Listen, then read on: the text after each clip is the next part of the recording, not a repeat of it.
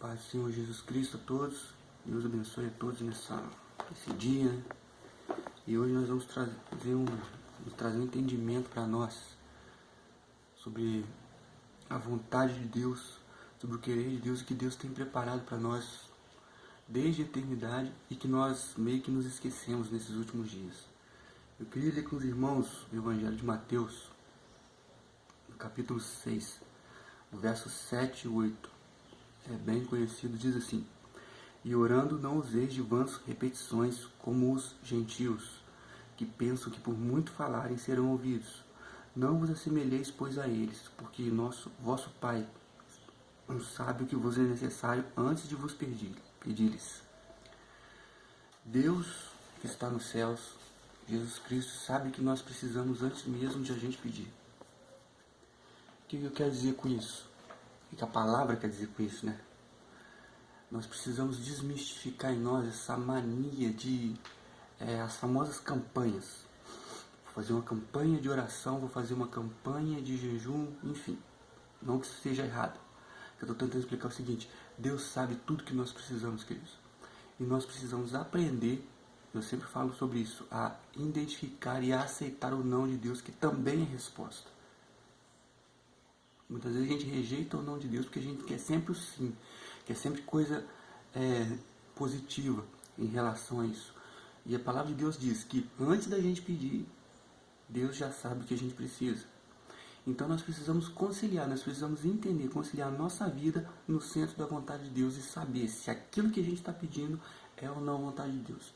Diante disso, acontece uma coisa muito bizarra na igreja, que é o seguinte: é aquele velho cenário de pessoas que passam anos e anos e anos na igreja, gastando a sua vida atrás daquela velha historinha de estou em busca da minha bênção, eu não desistirei na minha bênção. E você conversa com muitas pessoas que passam 5, 10, 20, 30 anos na igreja dizendo que está na espera da bênção. Queridos, isso é uma coisa que, uma ideia plantada na cabeça das pessoas que surgiu com o Evangelho da Prosperidade, porque o Evangelho da Prosperidade, ele é isso.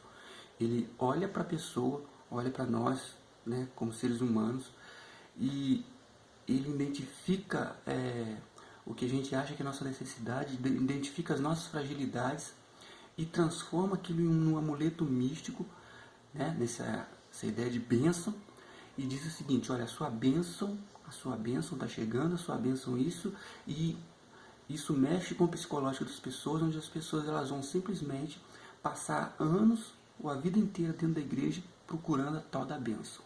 Pode ser coisa física, pode ser cura, pode ser o que for. E isso vem lá da cultura do Evangelho da Prosperidade, da teologia da prosperidade. Essa teologia, queridos, que ela é diabólica. A teologia da prosperidade não tem nada de inocente, não tem nada de não é bem assim. Não, a teologia da prosperidade, que ela é algo do inferno, ela é uma arma do diabo para aprisionar as pessoas dentro de amuletos místicos. Porque a teologia da prosperidade, ela faz o crente, ela leva o crente a usar a Bíblia, que é a palavra de Deus, como um amuleto para sua vontade própria. E esse é uma grande arma do diabo. O diabo ele não precisa se manifestar como o diabo dentro da igreja. Sabe, o diabo, a maior estratégia do diabo é fazer para as pessoas, é botar na cabeça das pessoas, fazer as pessoas acreditarem que ele não existe. Essa é a maior arma do diabo. O diabo não quer que as pessoas saibam que ele existe. O diabo não quer que os crentes saibam que ele existe. E nesses dias a gente olha ao redor, a gente observa muito isso. Muitos crentes frágeis, sensíveis, muitos crentes que não têm estrutura, que não têm pé no chão e que não acreditam que o diabo existe. É verdade, tem crente que não acredita na existência do diabo. O diabo tem conseguido vencer nessa estratégia dele aí. E essa estratégia vem parte lá da teologia da prosperidade. E por que eu estou dizendo isso? Por que eu falei sobre essa passagem de Jesus? Aí alguém vai dizer: mas Dominique, Daniel orou e jejuou, e Daniel orou 21 dias. Queridos, sim, Daniel orou 21 dias, mas preste bem atenção. Daniel era um profeta da época da lei. E outra coisa, Daniel podia ter orado 21, 31, 51, 101, 1001 dias. Só que você precisa entender, antes de você adotar e querer adaptar Daniel 10, capítulo 10, ali, especificamente, que fala sobre essa oração de Daniel, para a sua vida, para suas coisas particulares, você precisa entender o que Daniel estava fazendo.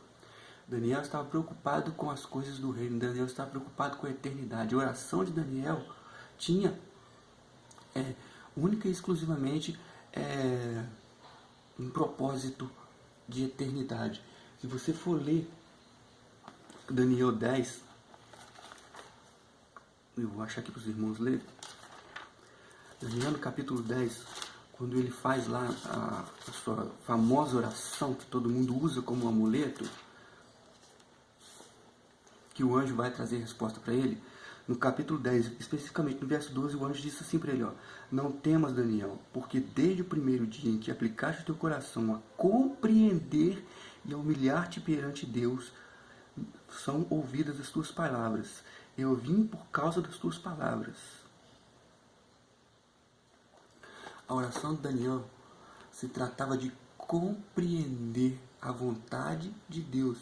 E Daniel, aquele capítulo aqui 10, principalmente 10, 11 e 12, tratava-se do Apocalipse, tratava-se da eternidade, tratava-se da vida vindoura, tratava-se dos assuntos de Deus, e não de um assunto particular de Daniel, não de uma coisa, de uma bênção, né?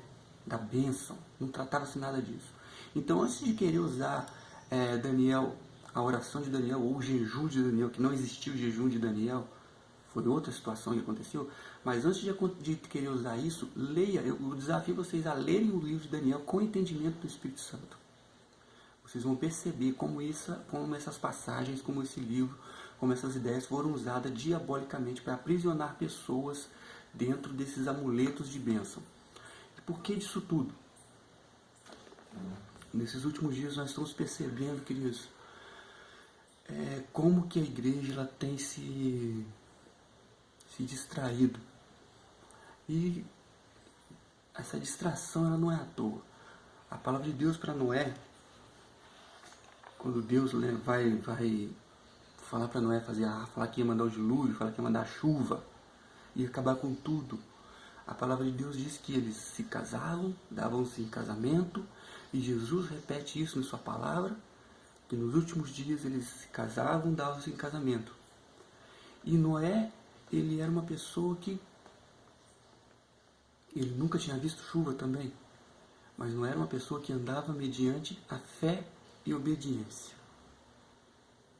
E Deus diz para Noé, faça uma arca, sim, deu lá as medidas, entre na arca você e sua família, deu lá a ordem para ele colocar lá os animais, aquela coisa toda, todo mundo sabe dessa história, porque o mundo está corrompido, porque o mundo está tomado pelo diabo, porque a política do mundo está nas mãos do diabo, porque o mundo inteiro está pervertido, está depravado. E sabe o que Noé faz? Ele vai para o mundo protestar, ele vai para o mundo dialogar, ele vai para o mundo brigar. Não, ele vai obedecer à voz de Deus, obedecer às direções de Deus, vai obedecer ao centro da vontade de Deus e responder ao chamado de Deus. Isso foi o que Noé fez. Noé não foi brigar, Noé não foi brigar pelo mundo. É isso que eu estou tentando explicar. O que as pessoas estão fazendo hoje, elas estão brigando, mas não pelo reino, não pela igreja, mas pelo mundo. Pare e presta bem atenção no que está acontecendo na sua volta. As pessoas estão brigando pelo mundo e não pela igreja do Senhor, não pelo corpo de Cristo. Porque elas amam o mundo. E a palavra de Deus diz que quem ama o mundo é inimigo de Deus, faz inimizade com Deus. As pessoas amam o mundo, brigam pelo mundo e amam o mundo. Então, quando você vê esses crentes aí brigando, né, hoje na internet, eles estão brigando pelo mundo. Seja honesto, observa com honestidade, você vai ver que eles estão brigando pelo mundo. Estão brigando porque eles têm medo. Medo de quê? Medo da morte. E quem tem medo da morte não está preparado para a eternidade. Noé não tinha medo da morte, por isso Noé se preparou para o dilúvio. Porque se Noé tivesse medo da morte, ao invés de obedecer à voz de Deus e se preparar para o dilúvio, ele ia brigar com a sociedade que estava degenerada, que estava depravada, que estava destruída no pecado. Essa é a grande diferença. Essa é a grande diferença. Queridos, e no livro do profeta Isaías, no capítulo 29, Deus diz assim, o próprio Deus diz: o Senhor o disse, visto que esse povo se aproxima de mim com sua boca e com seus lábios me honram, mas o seu coração está longe de mim. O seu temor para comigo consiste só em mandamentos ensinados por homens. Presta atenção nisso aqui. O seu temor para comigo consiste em só mandamentos ensinados por homens.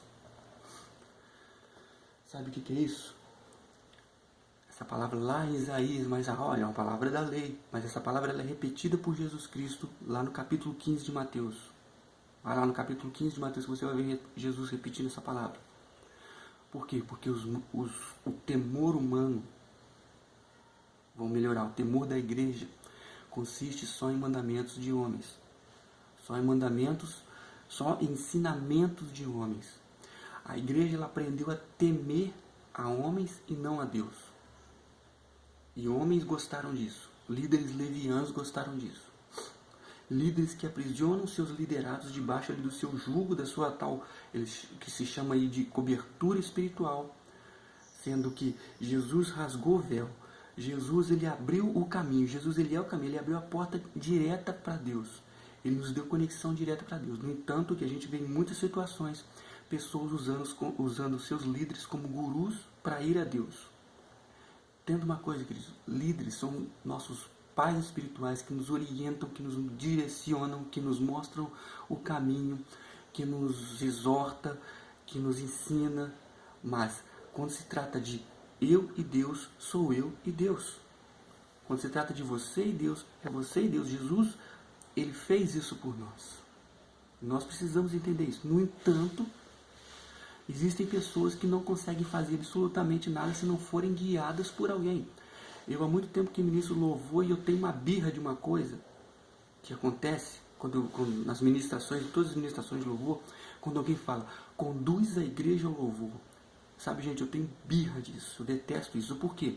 Porque uma igreja reunida em um templo como corpo, ela tem que louvar por si só, ela precisa louvar. Sabe, um ministro de louvor não precisa conduzir uma igreja de louvor. Quando o ministro de louvor chega ao ponto de precisar conduzir uma igreja de louvor, é porque a igreja não está louvando, a igreja não está adorando, a igreja está morta. Essa que é a realidade. Essa que é a realidade. A espiritualidade de um culto na igreja não pode partir de um ministro de louvor. A música está acontecendo ali, o louvor está acontecendo ali, porque tudo funciona como um sistema, como uma máquina. É só parte. O ministério de louvor é só parte da adoração no culto. Então eu tenho birra disso quando fala-se, precisa levar a igreja ao louvor. Sabe? Não por culpa do ministro, mas por culpa da igreja. Né? E aí você escuta pessoas falando, que o louvor foi assim, que o louvor foi assado, que o culto foi assim. Não, o culto é você. Você é o culto a Deus. E aí é esse o ponto que eu quero chegar aqui na palavra. Sobre adoração. Noé, ele tinha um propósito dado por Deus, um chamado dado por Deus, e Noé tinha ali a arca. E ele entrou na arca e esperou. Era algo assim, físico, visível. Hoje, queridos, Deus não vai mandar a gente construir uma arca e ficar ali dentro. A nossa arca espiritual hoje chama-se adoração. Chama-se adoração. Só que aí, nessa confusão do que é adoração, muita gente acha que adoração tem a ver com música, que adoração é música, e tem gente que vai dizer que a música é uma parte importante ou a mais importante da adoração. Entenda uma coisa, música é só uma parte da adoração.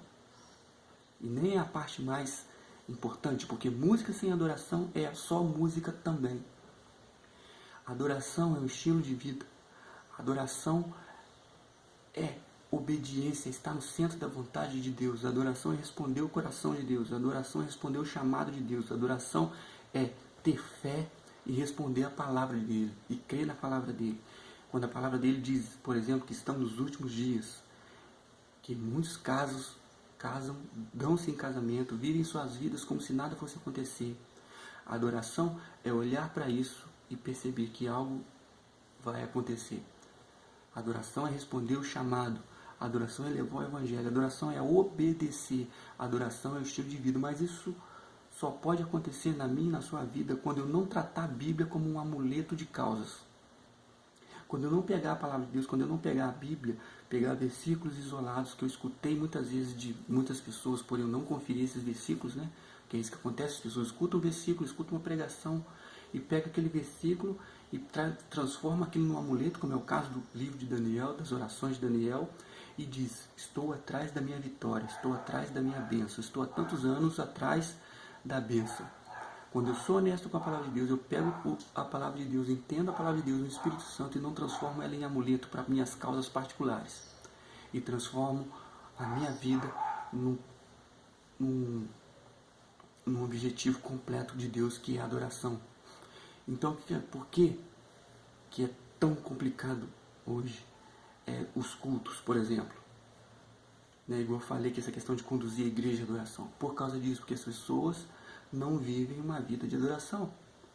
As pessoas, como diz lá em Isaías, quando a palavra de Deus diz que as pessoas só têm temor a Deus mediante mandamentos de homem, mediante ensinamentos de homens. Sabe, Deus condena isso. Você precisa, eu preciso ter uma conexão completa com Deus, real com Deus. Nós precisamos disso. Nós precisamos aprender a ter uma conexão pura com Deus, genuína, verdadeira. Caso contrário, nós estaremos fora da arca. Entende isso agora? A nossa arca nesses dias é a adoração. É estar no meio da adoração. É ser a própria adoração. Independente de reuniões onde tem música, independente de reuniões onde tem palavra, nós precisamos ser a própria adoração. Precisamos ser o sacrifício agradável a Deus. Nós precisamos ser genuínos com Deus onde nós estamos. Porque onde nós estamos no nosso secreto, muitas vezes a gente no secreto no nosso quarto, tudo bem? Mas nesse lugar Deus sabe quem nós somos. É onde nós não precisamos usar de personagens criados quando vivemos no meio da multidão, não é mesmo? Porque todo mundo faz isso, todo mundo cria um personagem para estar no meio da multidão. Essa aqui é a realidade. Que ninguém se expõe por completo. Mas quando nós estamos sozinhos, nós somos quem somos. E é nessa hora nós precisamos entender: Deus também está me vendo. O Espírito Santo também está ali me vendo. Agora a questão é: o Espírito Santo está ali me vendo de braços abertos para ter uma comunhão comigo? Ou o Espírito Santo está me vendo chorando? Porque a palavra diz que o Espírito Santo ele geme e chora com gemidos inexprimíveis. Quando a palavra diz isso, é que quando nós aborrecemos o Espírito Santo. Então existem esses dois aspectos do Espírito Santo estar ali conosco: de braços abertos para nos receber ou entristecido. E a palavra de Deus diz, o próprio Jesus diz: não entristeça o Espírito Santo de Deus. Não entristeça o Espírito Santo de Deus. Então é nesse secreto que nós somos revelados para nós mesmos, porque Deus já sabe quem somos. Mas parece que a gente também aprendeu a interpretar no secreto, não é mesmo? Fingir que nada está acontecendo. Né? A gente olha para a situação toda ao nosso redor, a gente olha para a nossa vida e a gente costuma fingir que não tem nada acontecendo. E a gente vai seguindo a nossa vida numa normalidade anormal. Entenda uma coisa: não existe nada de normal. Tudo caminha para o fim. Ao redor do mundo, tudo caminha para o fim. Tudo. E nós precisamos voltar para a arca. Nós precisamos construir a cada dia a nossa arca. E ela só será construída estando no centro da adoração. E só estaremos no centro da adoração conhecendo as profundidades da palavra de Deus. E só vamos conhecer a palavra de Deus com profundidade quando nós nos esvaziarmos de nós mesmos e pedirmos ao Espírito Santo para nos encher com a verdade. Sabe, deixar de lado as nossas razões, as nossas opiniões, deixar de lado tudo aquilo que foi enfiado goela abaixo da gente durante os nossos anos de evangelho e dizer: Espírito Santo, me revela a verdade. Me revela a verdade, pois eu preciso da verdade. Porque para estar no centro da vontade de Deus, para estar no centro da adoração, eu preciso da verdade. Só que nós aprendemos a rejeitar a verdade, momento após momento.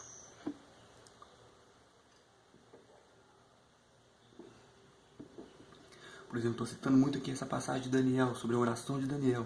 Eu tenho certeza que várias pessoas estão rejeitando isso, né? Está rejeitando isso. Não, porque temos que orar, temos que buscar intensamente a bênção, a bênção. Queridos, preste atenção numa coisa. Seja lá qual for a sua bênção, não me importa. Se ela for prioridade na sua vida, a sua vida não quer dizer nada. A sua vida de adoração não quer dizer nada. Você tem desperdiçado a sua vida. Isso é uma realidade. Eu vou fazer de novo essa proposta para você. Seja honesto com você. Leia o livro de Daniel, principalmente o capítulo 10, 11 e 12, no Espírito Santo, e entenda do que se tratava aquele assunto ali. E desmistifica isso da sua vida. Vá ao centro da adoração. Esqueça, ponha em segundo plano as suas tais prioridades. Será que a gente tem coragem de fazer isso? E é isso que Deus quer da gente, é isso que Jesus quer de nós. Que a gente bote a nossa tal prioridade em segundo plano. Jesus, ele disse, olha, quem amar mais o pai, a mãe, o filho, a família, seja o que for, mais do que a mim, não é digno de mim. Vamos ser honestos com a palavra de Cristo. Vamos ser honestos com essas coisas. Jesus, ele diz isso. Que ele tem que ser o primeiro em tudo. Quem vem a mim não abandona tudo, não é digno de mim. E quando Jesus está dizendo isso, olha, tudo na vida de vocês agora precisa estar em segundo plano. Porque tudo agora se trata da eternidade, se trata da salvação, é real. O inferno também é real. O inimigo das vossas almas anda ao derredor tentando te tragar. Entenda uma coisa, mesmo que essa suposta vitória que todo mundo vive falando que está anos atrás dela aconteça, o diabo não está nem aí para isso. Ele não vai olhar assim, olha, fulano conseguiu alcançar a vitória, olha, agora eu vou deixar fulano de lado. Não. Fulano, ele tem ali o relatório da vida espiritual de todo mundo. O diabo tem ali o relatório da vida espiritual de todo mundo. Do passo a passo espiritual de todo mundo. Ai, Dominique, não julgueis. Joga na cara do diabo, não julgueis. Tenta jogar na cara do diabo o não julgueis. Vê se você vai conseguir. Então, querido, seja honesto com você. Se desmistifique, arranque os amuletos espirituais da sua vida. Sabe, a gente só consegue entrar num plano de adoração completa. A gente só consegue entrar na nossa arca espiritual se a gente arrancar esses amuletos espirituais da nossa vida. Sabe, quando fala nisso, tem muitas pessoas que ficam se remoendo, ficam se comichando ali, né? Quando você fala nesse negócio da tal promessa de anos, da tal vitória de anos, as pessoas ficam se comichando. Mas eu já falei isso uma vez e vou falar aqui de novo. Seja honesto, pegue a sua tal palavra que você recebeu do tal profeta, sei lá das contas lá, bota ela, compara ela com a Bíblia. E eu tenho certeza que há uma grande chance de você perceber que essa tal palavra não tem base bíblica nenhuma e que ela é até antibíblica. Faça isso, seja honesto. Use a Bíblia como seu manual, como a sua regra única e exclusiva de fé. Use a palavra de Cristo. Peça ao Espírito Santo para abrir a sua mente, para trazer o entendimento. Se desprenda dessas coisas, dessas algemas espirituais. Seja livre. Seja livre. A palavra de Deus diz que se o Espírito vos libertar, verdadeiramente sereis livres. E as pessoas não estão livres. O crente não está livre. Por que você vê tantos crentes? Muitas vezes você vê uma pessoa, estou falando do crente, ele se aprisionando em igrejas. Não estou falando contra igrejas, estou falando contra os usos e costumes, se aprisionando nas doutrinas dessa igreja. De repente você vê uma pessoa adotando toda aquela regra daquela igreja lá, né? É roupa, como se vestir, como se pentear, como se... Por quê? Porque elas são ensinadas, elas são conduzidas, elas gostam de estar aprisionadas. E a palavra de Deus diz lá em Salmos, não estou lembrado aonde, mas ela diz: não seja como os cavalos e como as mulas, que precisam de cabrestos para serem guiados. A palavra de Deus diz isso. E Jesus repreende isso, repetindo Isaías. Esse povo se aproxima de mim, com a boca me honra, com os lábios, mas o coração está longe. Por quê? Porque o seu temor consiste só em ensinamentos humanos, só em mandamentos de homens. Então, queridos, está na hora da igreja, de nós como crentes, nos esvaziarmos. Verdadeiramente, genuinamente, nós precisamos nos esvaziarmos, sermos honestos com Jesus, irmos até Ele e pedirmos: Senhor, me encha da Tua palavra, me usa conforme o Teu querer, me mostra o Teu caminho, mostra-me a Tua vontade. Essa é a vontade de Cristo. Esse é o desejo de Cristo, é o que está na palavra de Jesus. É o mandamento de Cristo. Nós precisamos entender isso de uma vez por todas, definitivamente. Sabe, o fim está próximo. Querendo ou não, o fim está próximo. E aí alguém vai dizer: ah, mas eu escuto isso desde que eu sou criança, que o mundo vai acabar, que Jesus vai voltar, aquela coisa toda. Entenda uma coisa. Talvez Jesus volte daqui 1 hora, daqui 1 minuto, daqui 1 segundo, daqui 10 anos, daqui 100 anos, não importa. Mas e a tua vida? E o teu tempo? Nós precisamos entender isso. Então nós precisamos continuamente entender que o fim está próximo. As coisas que têm acontecido no mundo afora, tudo caminho para cumprimento de profecias apocalípticas. Leia o Apocalipse, crente. Leia o Apocalipse de uma forma honesta, com o Espírito Santo. Mas tem crente que tem medo de ler o Apocalipse. Não entendo muito isso. O Apocalipse trata-se do fim. O Apocalipse trata do fim e retrata a eternidade. Retrata a Nova Jerusalém. Leia o Apocalipse, estude o Apocalipse. O fim está próximo. E se nós não estivermos dentro da arca, que é nada mais nada menos que a essência da adoração em nós, vamos ter sérios problemas com o Senhor Jesus Cristo. Nós precisamos entender isso. Mas infelizmente a igreja parece que está dormindo na luz. E é hora de nós acordarmos. Então se desmistifique desses amuletos gospel que inventaram, amuletos doutrinários. Arranca isso de dentro de você, se esvazia, seja honesto com o Senhor Jesus Cristo. Vá aos pés do Senhor Jesus, peça ao Espírito Santo: enche-me da verdade, enche-me da tua palavra, enche-me do teu querer, faz-me entrar no centro do teu querer, no centro da tua vontade, Jesus. Lembre-se, para isso você precisa arrancar de você esses amuletos. Para estar dentro da sua arca espiritual, você precisa estar totalmente limpo, purificado, sem misticismo. Sabe? Precisamos entender isso. Se trata de fé. Deixar tudo de lado, deixar as coisas de lado, deixar as coisas humanas e carnais de lado, exige muita fé. Exige muita fé. Abrir mão dessa ideia, né, de a minha bênção, exige muita fé. Para priorizar Jesus. Tudo isso exige fé. Então, tenha fé o suficiente, peça fé a Deus para isso. Peça a Jesus para te transformar, para te retransformar, para te mostrar a realidade, para te mostrar a verdade. E Ele vai fazer isso em você. E para você conhecer isso, se aprofunde na Bíblia. Se aprofunde no conhecimento da Bíblia de uma forma honesta. Não leia versículos e não escute versículos, simplesmente pegue aquele versículo, estude todo aquele versículo com o capítulo anterior e com o capítulo posterior. Entenda o que está acontecendo ali. Entenda o contexto histórico do que está acontecendo ali e o contexto espiritual da revelação. Antes de você aplicar aquilo como um amuleto na sua vida. Porque são esses amuletos que o diabo tem usado para aprisionar a igreja durante esse tempo todo. Amém, queridos? Então entre na arca espiritual. Entre na arca espiritual, que é o centro, que é a extremidade de adoração. A nossa arca espiritual é adoração. Amém? Vamos orar agora.